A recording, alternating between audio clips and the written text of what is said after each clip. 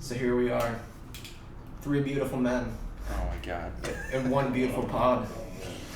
Oh yes. Is that how we're starting it? Three beautiful men. And one beautiful pod. So here we are, in our olden days. Here we are in beautiful Harrisburg, Pennsylvania. Downtown, yeah. Yeah. By the river. You could hear the background. Beautiful sound. Lots of lives. Lots of cars. Having lots of fun. And speaking of awesome lives, I have two co-hosts with me right now. And I would like to introduce you to them. You might know him from a previous COHOSTS episode, but we have Raun here. Good evening, folks. And we also have another co-host making his first debut on the COHOSTS, Cole. Cole. What's up? Yeah. You guys might know me from the intro music from last podcast. Yeah, he created the intro and the outro of the previous Crow episode. And this Crow episode as well. Yeah. Yeah, that was fresh, man. I like what you do, man. Keep it up. I like your sound. Alright, well I believe we had a topic today, if we want to dive into that or if we want to talk a little bit. Yeah, let's get the topic rolling. Alright, so it being summertime, you know, everybody's outside doing their thing. Naturally. Something some people like to do is see live music. I know about me, I know Ron, I know Ethan, we all like to see live music, so For sure. why don't we dig back into our memories and pick a festival experience that we can talk about. Yeah. I know my first experience was in 2008, all good. What was your experience, Ethan? Oh, the name of the festival is called All Good. Yeah. Okay. That threw me through a loop for a second. So your first festival? First festival that I went to was, I guess, Grateful Get Down, the first one. Okay, what year was that? Ooh, good point. That was in 2016, I believe. Okay. And I know I went with a couple of friends. It's kind of a weird experience. It was like a last minute thing.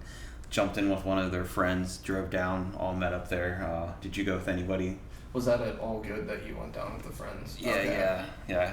It was pretty nice. Me and my buddy went down there. He was more like seasoned than I was, so I was kind of following his lead in the situation, and yeah, it was pretty interesting because like you could for Grateful Get Down you can camp there, and then like the next day after there's already live music at this area.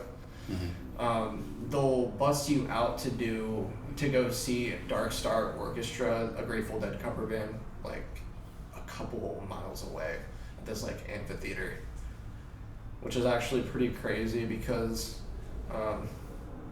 yeah, it started pouring like 30 minutes in. Everybody just kept dancing. Like the first day? The second day of this, where they bust me and my buddy out, that was interesting, to say the least. Who did you like a lot at All Good? Well, I was gonna talk about like how like when we first got there, it was like a long line of cars, super hot, people everywhere, and I just remember we were like halfway to the main gate, and this dude walks up. He's like, "You guys want some Molly?" So I'm like, "I've never had it before. I'm like 19 years old." And I'm like, sure, I'll take some of this. And I just remember having to pee really bad and like not knowing what I was getting into. So I ate the Molly. I'm like, all right, I see a porta potty like 10 cars up there. I'm gonna run up there and use that, and I'll meet up with you. So I get out of the car, run to the porta potty, get in there, and as soon as I get into the porta potty, the Molly kicks. I'm just like. And it's like this wave of just like energy through me. Yeah. And then I get out, I'm like, oh fuck, where'd he go? And he's at least like, I don't know, 6 cars up there, and I don't know. Somehow I made it there, rolling face, but for my first time. But but that was my getting there experience. Like it was just long line of cars. Yeah. Spun out, you know. I can't even imagine. Got in I feel there. like all the cars would look the same or something. or more exaggerated versions of themselves. Yeah. So I'm just picturing that, like you swinging open the porta potty and it's just like, whoa, like everything just sort It's a of. different world. Yeah. And Molly was just a huge rush of energy, and you just kind of felt like you just like drank a bunch of Red Bulls. It's like you're like, yeah. I've only ever had one experience with that, and that was before my first Tame Impala concert. Huge fan for like a while, and then like somebody just said to me, somebody I like fully trust, they're like, "Hey, you need Molly?" I'm like, "I'm about to go to a Tame Impala concert. What better time?" And yeah, that was interesting. I understand when like the way that you described it. It was just like, boom, like you're like, kind of. That's a rush of energy. Yeah, and like everything's like you can see individual frames of like when you look around and stuff like that. And we were both talking off the ears of people in a line. Like, how did you learn about Tame Impala? I heard about him in a library one time. Yeah, last experience I had with that, I basically talked to everyone. Yeah. Everyone that I saw, I wanted to talk to them. So, yeah. It's a very sociable thing, for sure. So I guess we can move on to our next topic, bands you saw. I think you were hinting to that a little bit within the last question. Yeah. But, yeah, all good. Yeah. Who did you see that was like? So this was back before like the big dubstep scene. So there's a lot of jam bands there. Who are the main ones? Tedeschi Trucks band was there. Mike Gordon, the bassist from Fish, his band was there. Trying to think, it was so long ago. And then I remember Bass Nectar was there. That's why I brought up. Well, I've heard of Bass That's why I brought up the dubstep scene, because this was back before like it was huge and like. Oh, it's gotten so much. It's been like riding a wave recently. And I remember just walking back from the main stage, and there was a side stage, and Bass Nectar was playing. I'm like, what is this music? Like, I did not know what it was, and everybody was just going crazy for it. And that was my first experience with dubstep. So. What's a Bass Nectar song that you would suggest? I know there's one that I've heard, but I can't remember the name. If I like looked on Spotify, I was like, Bass Nectar, it might pop up. Because I feel like there's like one, like the one Skrillex song. There's a collaboration, a remix, something like that. Yeah. I'll have to dig through here. Oh, Time Stretch or Basshead? Probably one of those. I think it's Basshead. Basshead's the one I think I've heard. That's probably one of their big hits. 2010 sounds about right, because dubstep was just the hottest thing out at that time. Select Frequency was pretty good. Select Frequency. Off his first album, yeah. That was the name of the artist, is Select Frequency. No, it's Bass Nectar's. Oh, Frequency. okay. Yeah. And he released that album like a year before I went to All Good. So basically it was like the peak or the beginning of dubstep in America. So I think I've heard of Feeling Good. I feel like I would recognize the cover art if it was a particular one. You said it's called Reflective? Or what's the name of it again? I'm sorry. Cole? The one that you mentioned. Yeah, the name of the Bass Nectar album. Oh, the album is Underground Communication. Oh. Wow. And the song is Select Okay, got Frequency. Yep. Got it. Cool. I'll have to go back through the songs later and figure out which one it was. And then the only other two artists I remember is Keller Williams, kind of like bluegrassy. Yeah, he's played around here a few times, like at HMAC. Yeah, I saw his last show at St. Paddy's Day. That was cool. Yeah, And then Phil Lesh and friends, which Phil Lesh is the bass player from the Grateful Dead. Yeah. Was there, so there was a lot of Deadheads there. Me and him have the same birthday, March 15th. Nice. Yeah. All right, so then your festival, who all did you see there? I know more of the names of the artists from the second fest I went to, but for the first one, I don't know. I think it was just like local bands that I wasn't really aware of. I just knew of Dark Star Orchestra Yeah. And the cool thing about the show that they did at the end that I was like, wow, that's really interesting. Like, they completely replicate one of the shows from like a particular date, and they'll be like, that was March 14th, 1992 or something. And they're like, you were just transported back to Woodstock or something like that. And I was like, oh, shit. I'll have to check on they probably have the date saved to like a set list website or something. Yeah, are you the kind of person who like will go back and look on like Bandcamp for like the shows you've been at and kind of like re-listen to them like when you're at home or whatever? For the the one Mac DeMarco concert in Philly, because I want to make a playlist to share with my friends that went with, and it has all the songs that he did like in order. You just look up any artist set list at some other point. Some of them are kind of underground, so it might be harder to find. Gotcha. That's why you get a set list at the end of, because it's just poof, gone. All right. Here's my favorite question that I wanted us to go over. So, weird experiences / people that you might have met at the festivals. At the festival. It could be the festival you're talking about, or another one that you've been to. So, weird experience or people. Weird experience. That's a good question. Everybody was like really nice. I can't remember like a time where somebody was like rude. Well, not like necessarily rude, but just weird. Like they were spun out, or could be good, could be interesting. Yeah, or interesting, or. That's a good point. I'm trying to think. I mean, at those specific festivals, obviously a lot of people were dancing. I mean, I'm sure that's like one thing I noticed was like they're really getting into it like hardcore or something, but weird experiences. I mean, people just come up and say the most random thing, and you're like, okay. Cool, dude. I can't remember a specific point, but yeah. What about you? I'll go through a couple experiences for different festivals. So the one I was at All Good, I think the thing that most stood out was so we're in the hills of Morgantown, West Virginia, and there's like these big holes. I don't know if they go down to like caverns or something like that. Well, they're not big holes. The hole was probably the size of this table here. Right. And for people that are listening, it's about the size of a beach blow-up volleyball. Yeah, and it's enough for you to like fit into kind of easily. So, but it'd be uncomfortable getting down into. The whole weekend, people would be just climbing into these holes, like 5, 6, 7, 8 people into this little cavern, and just like doing who knows what down there, just getting all spun and fucking giggling or something. I don't know.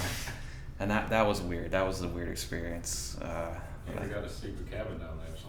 Yeah, I don't know. How did they get back up? They just climb back up. Yeah. Secret bunker maybe. I guess you could say they're actually in a K-hole. The turnip cave hole. K-hole, yeah. Maybe that's where it came from.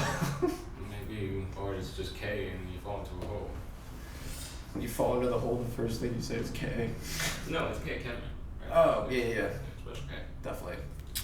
At Resonance Festival, I think it was 2015, me and my buddy, we went down to the main stage. We're just kind of hanging out for the next band to come on. We're just chilling there near the vendors, right outside of where people were dancing and everything. We're just sitting there, and this dude's walking up with just eating ice cream. This big, like, dude, shirtless, just eating ice cream. He stops, and he looks at my friend, and he smiles, and he takes the ice cream, rubs it on his nipples, and then rubs it on his chest, and then he starts rubbing his nipples, and then like smiling at my friend.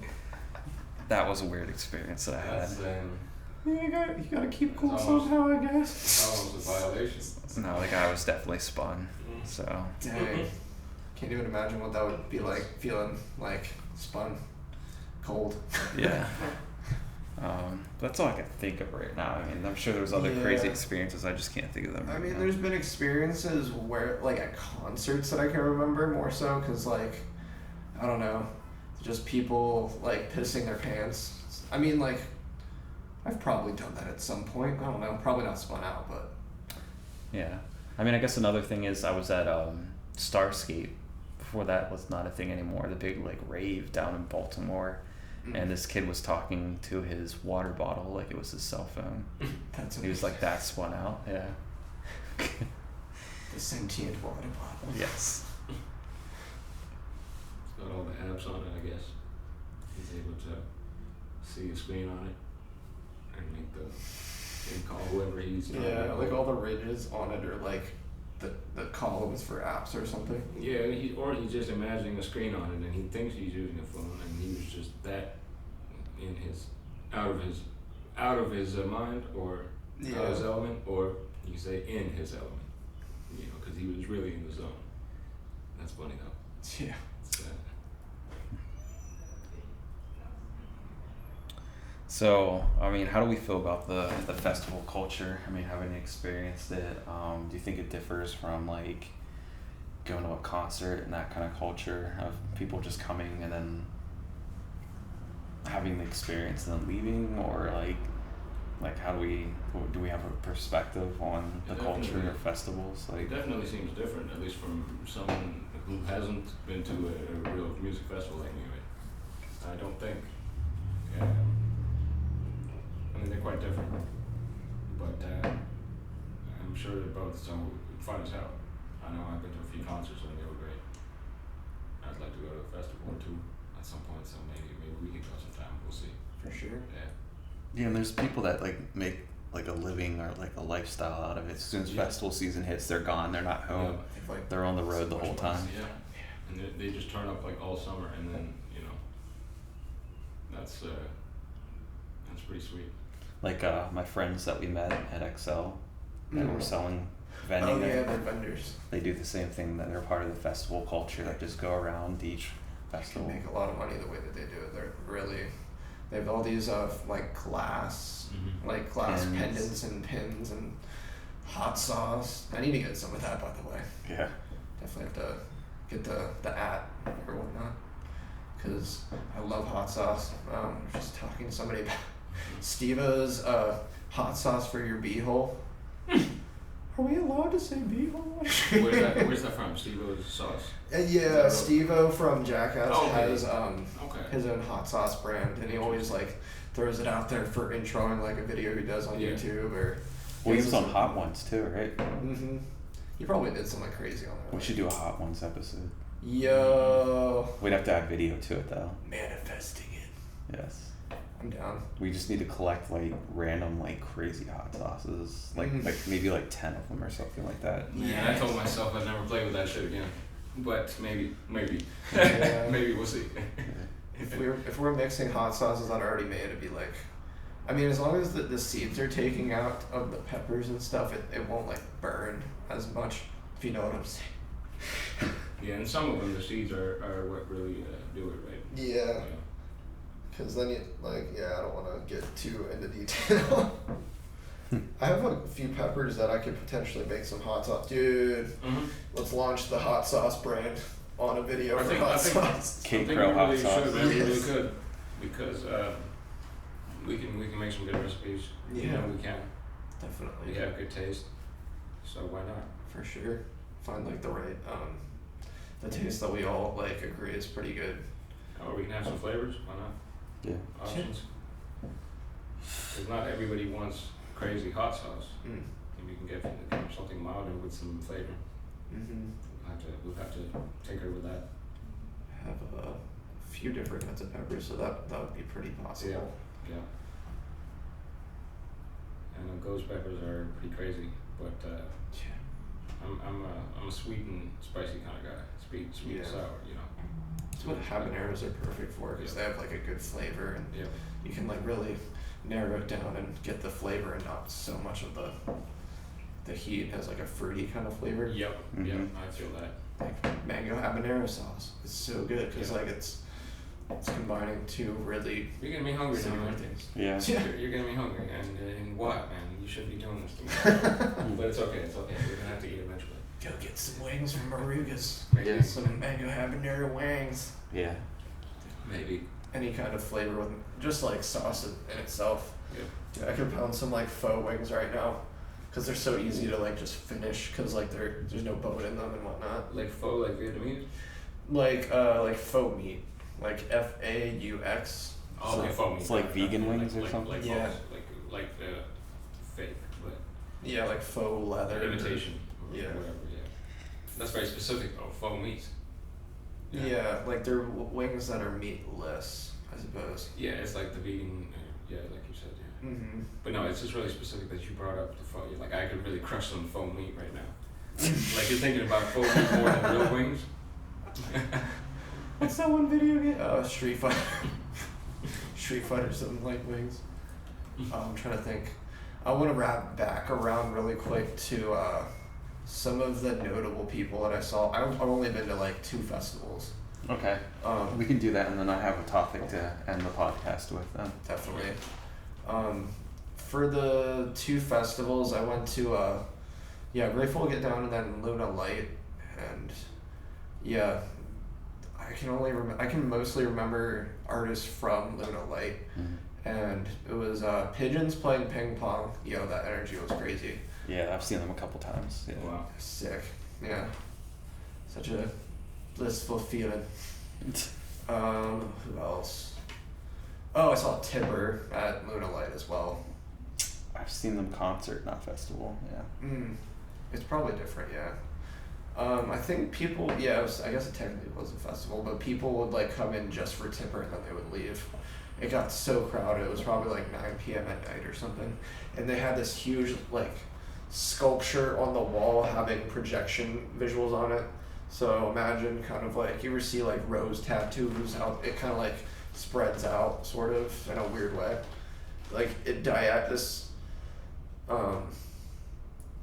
this like sculpture was hanging up. I remember in the morning, because to get into the festival, I did voter registration, which was interesting. It was it was really cool like talking to like people. head count? Yeah. Yeah. Exactly. I think that is actually I couldn't tell you for sure. But it was interesting talking to people during that time, because it was like nobody could really, people would just say, yeah, they're both kind of shit. Definitely not getting political, but yeah. I remember I was walking around with my clipboard trying to like see if people would register to vote, and I remember in the venue where Tipper was going to be later that night, there was just tons of pieces of this sculpture thing hanging up. They were like putting it up in the morning, and I was like, what is that? And then eventually we find out at the Tipper set, and they put all these crazy projection visuals up onto it and everything. You could probably find I think it was Luna Light 2017. Pretty sure it was the first one. Yeah, that was interesting. There was a third one. Shoot. I think Luna Light was the offshoot of Starscape. It might have been. Was Luna Light in Baltimore or like Maryland? It was in Maryland, yeah. Yeah, so that was definitely the offshoot of what Starscape was. So. Yeah, if I think of another one, I can mention it on another pod. But those are the notable ones. Okay. Do you remember it was in Maryland now? Yeah. I could look at this set list really quick. But yeah, you said there was another transition. We can close it out, which is a cool closure, I kind of think of. So, you know, the experience of leaving a festival the day after, you know. Yeah. Well, like, what is that for you? And then also going forward, like, what kind of impact did it have on you? Speaking from the few experiences, like 2 festivals so far, obviously, the next day, I mean, it sounds weird, but you learn a lot. Like I've learned a lot, like socially, learn about new artists that I'll add like on Spotify, and like it's bittersweet because you had so much fun, and then you're like leaving behind your new friends that you made, stuff like that, wishing them goodbye, and I can't say I've had like a negative experience. Obviously, I was just beat the next day for work at Amazon. Yeah. For a little late, oh my gosh. But then you're back into normal life and society and all that. Yeah, that's the thing. You kind of reflect on that because you were in this like dream world for like a little bit, and then, I mean, maybe you could potentially weave this newfound perspective into your life and still not be like, dang, I'm in a jail cell at my work job, right? My job right now or something. or find a career path that kind of mimics that sort of, and if that's really what you want to do is feel that festival feeling at all times. But what about you? I mean, early it was like coming back. It was just like, whoa, what did I experience? And then after going to them for a while, it was just kind of like, I don't know, like the scene is cool, but like it just, there's a different side of it that people don't see. I guess like if you have like more like mature aspect or mindset towards it, you're kind of like, you know, it's fun to have that, but that's reserved for a certain time. They're gonna, you know, there's people out there that like continue to do that and like that's their life, but like, I don't know, it just kind of makes you kind of look back and be like, you know, time and place for it, but I need to like reserve that for a certain spot in my life. And negative experience coming back, not really. I guess kind of coming down from all the goodies that I was on kind of set me back a little bit, but and I'd imagine when you're leaving, or like the day after, when everyone's wrapping up, it's kind of bittersweet and it can be emotional. I'm sure, right? Because you say it's kind of like a goodbye. Although, you may be excited to get back to your regular life. If you're not the type who only wants to live the festival life, but still you may miss a part of it, or just the saying goodbye, so to speak. Yeah. You know? You're leaving behind the people and the event and the memories and everything. And that first shower when you get back. Yep. You need that. Definitely. Yeah. You just see like an inch thick of dirt just wash down the drain. Completely cloudy water. Oh my gosh. I don't know if you guys enjoyed this podcast. If you're on YouTube, definitely give it a thumbs up. Help the algorithm, you know, subscribe. You know, we're trying to, you know, promote podcasts and like grassroots podcasts and maybe, you know, get ours up there so more people can hear it. And then in the comments, you know, just share your experiences or anything like that. We'd love to hear that and read it and maybe even talk about it if you let us, you know, in another podcast. So yeah. You might even see us around because we're based in central Pennsylvania at this point. So if you ever see the three of us out at like a venue, just come and say hi. Yeah, come holler. Yeah. Let's get a photo together. Let's have a chat. For sure. Yeah. Yeah, this has been the KCROWfm, KCROW, some may say. It's been real. Yeah. Thank y'all for listening. Have a good night or day. Or afternoon. You know what it means. See ya.